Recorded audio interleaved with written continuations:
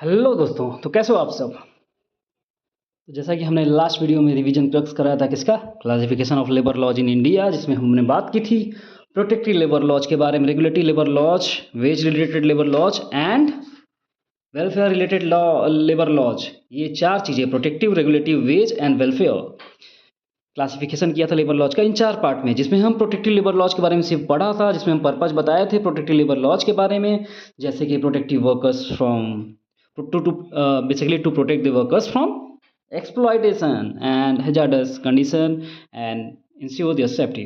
इसमें कुछ acts involve थे, जैसे कि factories act, mines act, bidi cigar workers act, labour contract act, basically contract labour regulation and abolition act, Interstate Migrant Workmen Act, Dock Workers Safety Health and Welfare Act, Dangerous Machine Regulation Act, Employment of Manual Scavenging Act, Child Labor Prohibition and Regulation Act, Children Pledging of Labor Act, Bonded Labor System Abolition Act, Mine and Mineral Development of Regulation Act, Private Security Agency Regulation Act, Merchant Shipping Act, Motor Transport Workers Act, Sign Worker and Cinema Theatre Workers Act, Dock Worker Regulation of Employment Act, Dock Workers Regulation and Employment in Applicability to Major Ports Act। इतने सारे acts हमने पढ़े थे protective labour laws के बारे में। और मेरा पर्पज है उस इन्फॉर्मेशन को रिटेन करना, रिवाइज करना, रिटेन करना, रिवाइज करना, रिटेन करना, ताकि वो चीज़ें आपके टिप पे आ जाए, एग्जाम में आए तो आप टिप तुरंत मारो, टिप तुरंत रिफ्लेक्ट करना चाहिए, इमेज दिख जाना चाहिए, विजुअल दिखना चाहिए उसका कि हाँ ये है, ये एक्ट है प्रोटेक्टिव लेबर लॉ के अंडर में। क्योंकि इसका कोई इलाज नहीं है, आपको बार बार बार बार पढ़ने से आएगा, इसको रटना बोलो जो बोलो, but this is the only way you can do. बार बार पढ़ोगे, चीज़ें देखोगे, विजुअल इमेज बनने लगेंगी और याद होगा, तभी टिक मार पाओगे। और कोई इसका ऐसा है नहीं तरीका, अदरवाइज आप बोर होगे और छोड़ दोगे ये पढ़ना, ये चीज़ें एक्स। इसलिए मैं तीसरी बार ट्राई कर रहा हूँ MCQ लाकर आपको, कि थर्ड टाइम पढ़ लो आप, रिवीजन हो जाएगा और कंठस्थ हो जाएगा, रिटेन होंगी ये फॉर्मेशन। तो चलो, बहुत हो गया, अब स्टार्ट करते हैं क्वेश्चन नंबर 1 से। तो क्वेश्चन नंबर 1 क्या कहता है, purpose of protective labour law is to promote export और प्रमोट वर्कर्स फ्रॉम एक्सप्लॉयटेशन और hazards, train workers for new skill और इंक्रीज एम्प्लॉय प्रॉफिट। यार क्वेश्चन देखते ही तुम्हें आंसर मार देना चाहिए, क्योंकि सारे ऑप्शंस बहुत बहुत डिफरेंट है एक ऑप्शन से, in a way that option B is very very close to protective labour laws. Protective मतलब प्रोटेक्ट करना, किसको, वर्कर्स को, किस चीज़ से, फ्रॉम एक्सप्लॉयटेशन एंड हैजार्ड्स। बाकी चीज़ में क्या है, प्रमोट कर रहा है, न्यू स्किल की बात कर रहा है, यहाँ पे प्रोटेक्शन की कहाँ बात हो रही है, एम्प्लॉयर के प्रॉफिट की बात, इंक्रीज करने की बात हो रही है, यहाँ पे कहाँ प्रोटेक्शन की बात हो रही है।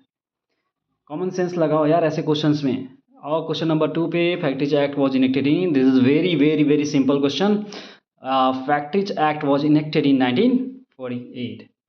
सो now come to which acts protects inter state migrant workers. Mines act, भाई माइग्रेशन की बात हो रही है तो माइंस एक्ट कैसे करेगा। Contract labour act, not at all, but still कुछ लोग कंफ्यूज हो सकते हैं इसमें। मर्चेंट शिपिंग एक्ट, ये तो बिल्कुल नहीं होगा, ए डी तो ऐसे ही काट दिया, बचा 2, बट सी ऑप्शन आते ही, पढ़ते ही तुम्हारे माइंड में तुरंत स्ट्राइक करेगा, inter state migration workman act. भाई माइग्रेशन की बात हो रही है, इसमें माइग्रेंट वर्ड लिखा है, बाकी में तो लिखा भी नहीं है, कॉन्ट्रैक्ट लेबर एक्ट लिखा है, तो your answer will be inter state migrant workman act. बाकी याद रहेगा तो ये दिमाग नहीं लगाना, just I am saying to have a common sense in exam. Common sense के साथ एग्जाम में जाओ, क्योंकि वहाँ पे हमेशा कुछ तो नया, कुछ अलग वे में मोल्ड करके क्वेश्चन फ्रेम करेंगे, where you have to use your common sense to mark the option correctly. आपको बना बनाया हमेशा हर चीज़ नहीं मिलेगा, किसी एग्जाम को क्रैक करना है तो आपको ये logic, aptitude of solving MCQ and developing common sense आपको डेवलप करना पड़ेगा। Understand. Now coming to question number 4। So question number 4 पूछता है, Bonded labor system abolition act came in 1986, 1976, 1948, 1957. Your option of 1986 and 76 are very close and look more bit of similar. Of course, if you know the answer आप directly टिक कर सकते हो। थोड़ा मोड़ा इसमें मतलब मैं तो नहीं बोलूँगा बहुत ज़्यादा logic, but still I will say मैं देखते ही ऑप्शन अगर मेरे पास मुझे नहीं पता होता, इन केस मेरे को रिस्क लेना है तो आई विल गो विथ ए और बी। मैं सी डी के साथ नहीं जाऊँगा, ठीक है, मेरा गट फीलिंग वही कहेगा। और तुम्हारा ए बहुत एक्सट्रीम हो गया 1986 में। देखो स्टार्ट हुआ है ऑप्शन में 48 से 86, तो एक्सट्रीम्स मैं जनरली अवॉइड करूँगा, फिर जाता ऑप्शन बी के साथ 1976 and that is correct option. Bonded labour system abolition act came in 1976। Okay दोस्त, आते हैं क्वेश्चन नंबर 5 पे। क्वेश्चन नंबर 5 कहता है which acts bans manual scavenging, child labour act, mines act, dangerous machine act और employment of manual scavenger act. नाम में ही छुपा है काम। तो सिंपल सा बात, कोई कॉमन सेंस की ज़रूरत नहीं है इसमें, तो बिना मतलब क्या बोलूँ, कॉमन सेंस की ज़रूरत है बट स्टिल वेरी नॉर्मल है। एक बच्चा भी देख के मार देगा कि यही है, मिल रहा है भैया, मारते हैं option C employment of manual scavenger act.